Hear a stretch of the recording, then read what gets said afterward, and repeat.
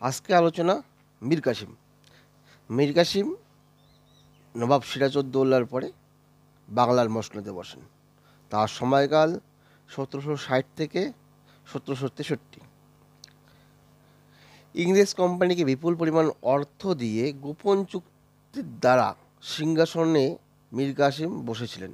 কিন্তু মীর কাসিম ছিলেন স্বাধীনচেতা, সুদক্ষ এবং দূরদর্শী রাজনীতিবিদ।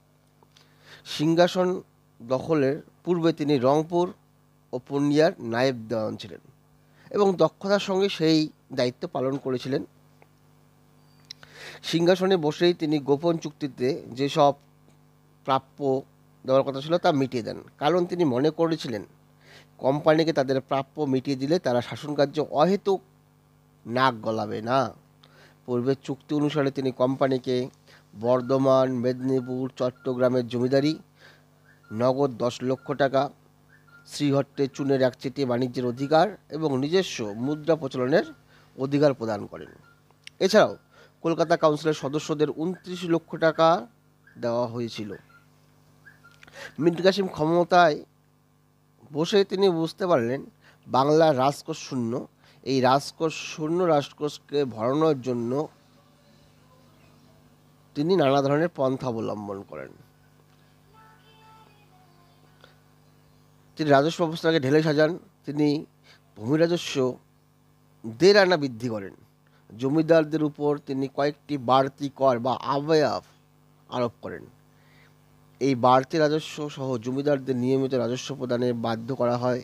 তিনি দুর্নীতিগ্রস্ত কর্মচারীদের বরখাস্ত করেন এবং তাদের সম্পত্তি বাজেয়াপ্ত করেন। মির্জাফরের দুর্বল শাসনকালে যেসব কর্মচারী রাজস্বের অর্থ আত্মসাৎ করেছিল তাদের সেই অর্থ পরিশোধে বাধ্য করা হয়। তিনি সরকারি অর্থের অপচয় বন্ধ করেন এবং নবাবী দরবারেরও ব্যয় সংকোচ। মীর কাসিমের আমলে মেদিনীপুর, চট্টগ্রাম ও বর্ধমানে রাজস্ব হস্তচ্যুত হওয়া সত্ত্বেও তিনি আলীবর্দীর আমল অপেক্ষা 30 লক্ষ টাকা বেশি ভূমি রাজস্ব আদায় করতেন। অনেকে তার এই রাজস্ব ব্যবস্থাকে লুণ্ঠনের নামান্তরের সঙ্গে তুলনা করেছেন। স্বাধীনচেতা নবাব মীর কাসিম ইংরেজদের হাতের পুতুল হয়ে থাকতে রাজি ছিলেন না। তিনি বার্ষিক 26 লক্ষ টাকা রাজস্ব প্রদানের অঙ্গীকার করে মুঘল সম্রাট দ্বিতীয় শাহ আলমের কাছ থেকে নবাবী ফরমান আনেন। এর দ্বারা তিনি দিল্লির বাদশাহের অধীনে আইনসম্মত নবাবে পরিণত হন। ইংরেজদের প্রতি সহানুভূতিশীল কর্মচারীদের বিতাড়িত করে তিনি নিজ শাসনকে সুদৃঢ় করেন। মুর্শিদাবাদের কলকাতার খুব কাছে ছিল। দৈনন্দিন শাসনকার্য পরিচালনার সেখানে কোম্পানির হস্তক্ষেপ অতি সহজসাধ্য ছিল। তাই তিনি ইংরেজদের প্রভাবমুক্ত হয়ে স্বাধীনভাবে রাজত্ব করার উদ্দেশ্যে তিনি মুর্শিদাবাদ থেকে তার রাজধানী মুঙ্গেরে নিয়ে আসেন। নবাব তার নিজের নৌবাহিনীর দুর্বলতা ও ইংরেজ নৌবাহিনীর দক্ষতা সম্পর্কে সম্যক অবহিত ছিলেন। তিনি স্পষ্টই বুঝেছিলেন যে নদী তীরবর্তী অঞ্চলে অবস্থান করে দুর্বল নৌবাহিনী নিয়ে শক্তিশালী ইংরেজদের পক্ষে পারা যাবে না। এই কারণে তিনি নদী বা সমুদ্র থেকে দূরে মুঙ্গেরে নিজ রাজধানী স্থানান্তর করেছিলেন। তিনি শক্তিশালী সেনাবাহিনীর গুরুত্ব বুঝেছিলেন। এই কারণে তিনি সেনাবাহিনী পুনর্গঠনের কাজে হাত দেন। মুঘল রণকৌশলের পরিবর্তে তিনি ইউরোপীয় রণকৌশল গ্রহণ করেছিলেন। বলা বাহুল্য, ইংরেজদের পক্ষে মীর কাসিমের এই সকল কার্যকলাপ সহ্য করা সম্ভব ছিল না। অচিরেই কোম্পানির বিনা শুল্কে বাণিজ্যের অধিকার নিয়ে দুপক্ষের মধ্যে সংঘর্ষ দেখা দেয়। বিনা শুল্ক বাণিজ্য নিয়ে বিবাদ কী কারণে হয়েছিল? 1717 খ্রিস্টাব্দে মুঘল সম্রাট ফারুক শিয়ার প্রদত্ত ফরমান অনুযায়ী কোম্পানি বাংলাদেশের বিনা শুল্কে বাণিজ্যের অধিকার লাভ করেছিল। এই অধিকার কোম্পানিকেই দেওয়া হয়, কোম্পানির কোনো ব্যক্তিগত কর্মচারীকে দেওয়া হয়নি। কিন্তু কোম্পানির কর্মচারী ও তাদের অনুগৃহীত ভারতীয় বণিকরা নিজেদের ব্যক্তিগত বাণিজ্যের জন্য দস্তক বা এই ছাড়পত্রের অপব্যবহার করত। এতে নবাবের রাজস্বে ঘাটতি হতো। এছাড়া কোম্পানির কর্মচারীরা নবাবের কর্মচারী ও জমিদারদের কাছ থেকে নানাভাবে উৎকোচ নজরানা আদায় করতে শুরু করেন। নবাবের একচেটিয়া বাণিজ্য যথা লবণ, সোডা প্রভৃতিতে তারা অংশ নিতে থাকে। গ্রামগঞ্জে ঢুকে তারা সুপারি, চাল, ঘি, মাছ, চিনি, বাঁশ প্রভৃতি নিত্য প্রয়োজনীয় দ্রব্যাদির ব্যবসা শুরু করে। তারা দেশীয় কারিগর ও বণিকদের ভয় দেখিয়ে ইংরেজদের কাছে সস্তায় মাল বিক্রি করতে বাধ্য করত এবং ইংরেজদের পণ্য দিয়ে 4-5 গুণ বেশি দামে ক্রয় করতে বাধ্য করাতো। ইংরেজ ঐতিহাসিক পার্সিভাল স্পিয়ার এই যুগকে প্রকাশ্য ও নির্লজ্জ লুণ্ঠনের যুগ বলে আখ্যায়িত করেছেন, the period of open and unashamed plunder. এই সব কারণে সংঘর্ষ হয়েছিল। সংঘর্ষের সূচনা কীভাবে হয়? দেশীয় বণিকরা শুল্ক না দেওয়ার জন্য নানা ছলচাতুরির পথ ধরে। বহু ক্ষেত্রে চাষি ও উৎপাদকেরা চাষবাস ও উৎপাদন বন্ধ করে দেয়। বহু স্থানে দেশি উৎপাদক, ক্ষুদ্র ব্যবসায়ী ও চাষিরা কোম্পানির কর্মচারীদের বিরুদ্ধে প্রতিরোধ গড়ে তোলে।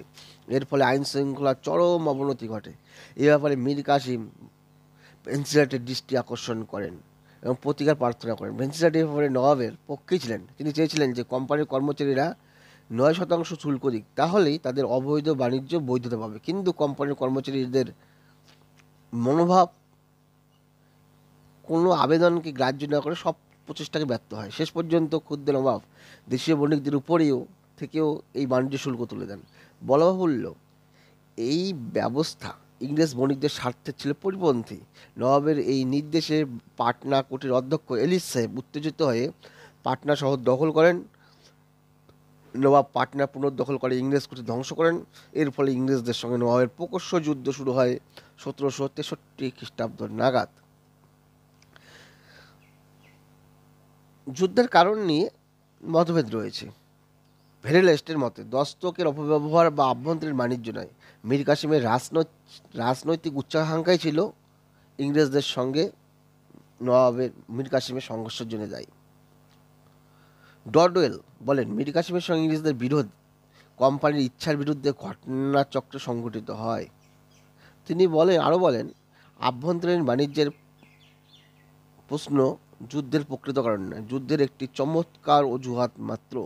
মীর কাসিমের প্রকৃত লক্ষ্য ছিল ইংরেজদের প্রাধান্য মুক্ত হওয়া। পি.জে. মার্শাল বলেন, মীর কাসিম বাংলাদেশের ইংরেজদের শক্তিবৃদ্ধি সুনজরে দেখেননি। তার লক্ষ্য ছিল পূর্ব ভারতে একটি স্বাধীন নবাবী গড়ে তোলা। নন্দলাল চট্টোপাধ্যায়ের মতে কোম্পানির সঙ্গে নবাবের বিরোধ ছিল রাজনৈতিক। পলাশির যুদ্ধে দস্তকের অপব্যবহার, মীর জাফরের পদচ্যুতি প্রভৃতির মাধ্যমে কোম্পানি বাংলার সার্বভৌমত্বের উপর হস্তক্ষেপ করে। মীর কাসিম তাদের হাতের পুতুল না হয়ে স্বাধীন নবাবের মতোই আচরণ করতে থাকলে কোম্পানি তাকে বিতাড়িত করার সিদ্ধান্ত গ্রহণ করে। ডক্টর বিনয় চৌধুরী বলেছেন, নবাবের রাজনৈতিক উচ্চাকাঙ্ক্ষা ও ইংরেজদের নিয়ন্ত্রণ থেকে নিজেকে মুক্ত করার অভিপ্রায় নয়, আভ্যন্তরীণ বাণিজ্য সংক্রান্ত বিরোধেই কোম্পানি ও মীর কাসিমের বিরোধের মূল কারণ ছিল। এদিকে মীর কাসিম নিজেকে একজন স্বাধীন নৃপতি হিসেবে ভেবেছিলেন, অন্যদিকে ইংরেজরা তাকে তাদের আজ্ঞাবহ পুতুল রূপে কেবল রাজত্ব দিতে চাইছিল, কারণ তারাই তাকে ওই পদে বসিয়েছিল। এই সব কারণে নবাবের সঙ্গে ইংরেজদের যুদ্ধ হয়। এতপর ইংরেজ সেনাপতি মেজর অ্যাডামাস মীর কাসিমের বিরুদ্ধে যুদ্ধযাত্রা করেন। কাটোয়া, গিরিয়া, উদয়নালা যুদ্ধের পরপর পরাজিত হয়ে মীর কাসিম অযোধ্যায় পলায়ন করেন। সেখানে অযোধ্যার নবাব সুজাউদ্দৌলা ও দিল্লির বাদশাহ শাহ আলমের সঙ্গে সম্মিলিতভাবে তিনি ইংরেজদের বিরুদ্ধে যুদ্ধে অবতীর্ণ হন। 1764 খ্রিস্টাব্দে 22 অক্টোবর বক্সারের যুদ্ধে এই সম্মিলিত বাহিনী ইংরেজ সেনাপতি মেজর হেক্টর মুনরোর হাতে পরাজিত হন। বক্সারের যুদ্ধে জয়লাভের ফলে ইংরেজ আধিপত্য এলাহাবাদ পর্যন্ত বিস্তৃত হয় এবং মীর কাসিমের সকল আশা নির্মূল হয়। মীর কাসিমের পরাজয়ের সঙ্গে সঙ্গে বাংলার প্রকৃত স্বাধীন নবাবের অবসান ঘটে। পলাতক অবস্থায় 1777 খ্রিস্টাব্দে তার মৃত্যু হয়। এই বক্সারের যুদ্ধের গুরুত্ব অপরিসীম।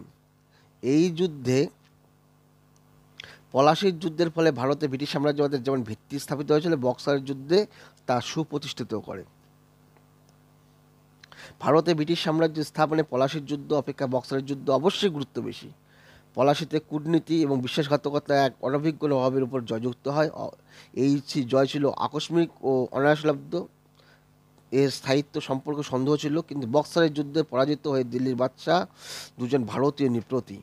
তাই যুদ্ধ হলো চূড়ান্ত নির্ণয়কারী যুদ্ধ। ম্যালেসন বলেছেন, ভারতের বিভিন্ন যুদ্ধবিগ্রহের মধ্যে বক্সারের যুদ্ধ একটি চূড়ান্ত গুরুত্বপূর্ণ। ঐতিহাসিক স্মিথ বলেছেন, পলাশি ছিল কয়েকটি কামানের লড়াই, বক্সার ছিল চূড়ান্ত বিজয়। ঐতিহাসিক বিপিনচন্দ্রের মতে ভারতের ইতিহাসে বক্সারের এই যুদ্ধটি ছিল সর্বাধিক যুগান্তকারী ও তাৎপর্যপূর্ণ। এই বক্সারের যুদ্ধের ফলেই ভারতে ইংরেজদের আধিপত্য অনেকটাই সুপ্রতিষ্ঠিত হয় এবং বক্সারের যুদ্ধের পরেই বাংলায় যে দ্বৈত শাসন বা ডুয়াল গভর্নমেন্ট সেটার চালু হয়েছিল। ধন্যবাদ। এই আলোচনায় আপনাদের যদি কিছু প্রশ্নচিহ্ন থাকে তা কমেন্টে বা কিছু সংশোধনের জন্য কিছু বলে থাকেন তো কমেন্টে জানাবেন। ধন্যবাদ।